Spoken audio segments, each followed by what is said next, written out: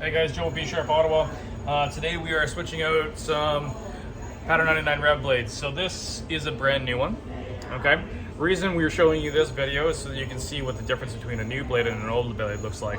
So the sharpening line between the chrome here and the top of the blade, that's basically how much you have before you start finding that there's an issue with the blades.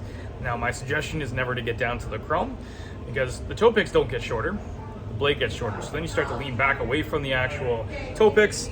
The rocker, where you want to spin and jump and everything, is right here. So as this will get shorter, but your toe picks don't, you'll start leaning back. This is what it looks like when they are down to the chrome. So as you can see, there's no sharpening line left here. Their toe picks are still way up here, and they're kind of flattened out behind the toe pick so that you can see a sharpening line here.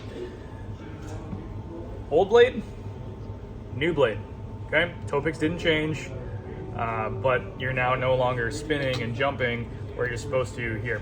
So my suggestion is never let them go this long so that when you jump into a new pair of blades, you're not changing your rockers. So when you're doing your axle toe flip, anything, doesn't matter what kind of jump, you still have that rock that you want to do. So you're spinning where you're supposed to spin. Right now, this person in this one, they're not spinning here, they're spinning back here by the time they lean back away from the toe picks. So if you have any questions, please leave a comment below. This is Joe B Sharp Ottawa. New Pattern 99 blades from Wilson. Old Pattern 99 blades from Wilson.